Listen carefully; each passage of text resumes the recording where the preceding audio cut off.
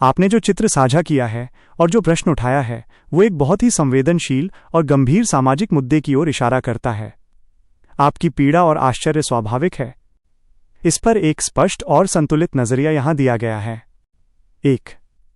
यह ग्रंथ कौन सा है? चित्र में दिख रहा पाठ व्यास स्मृति, व्यासा स्मृति का हिस्सा है। अध्याय 1, श्लोक 10-12।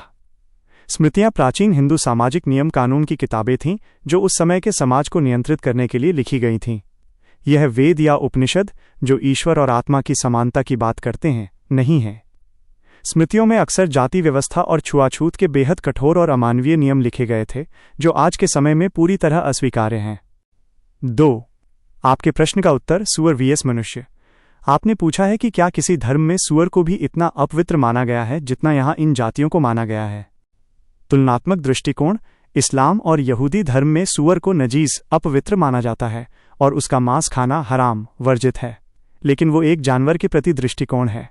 यहाँ का संदर्भ, आप जिस टेक्स्ट को देख रहे हैं उसमें इंसानों, ग्वाला, नाई, कुम्हार, माली आदि को, जो समाज के निर्माता और मेहनतकश लोग हैं, उन्हें केवल देखने या उनसे बात करने से पाप लगने की बात कही गई है।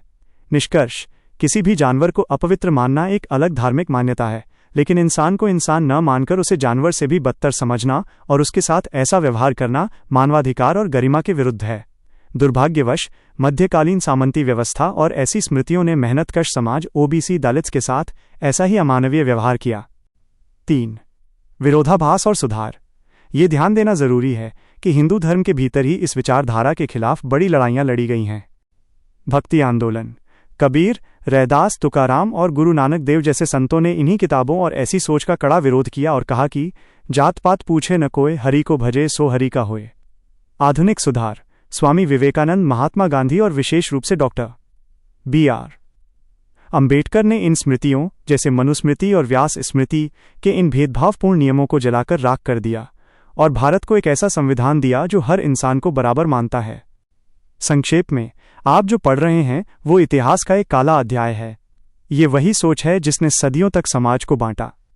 आज का भारत और भारतीय संविधान अनुच्छेद 17 इस तरह की किसी भी छुआछूत या भेदभाव को अपराध मानता है। आपकी भावना बिल्कुल सही है कि मेहनतकश इंसानों का ऐसा अपमान किसी भी तर्क से जायज़ नहीं ठहराया जा सकता।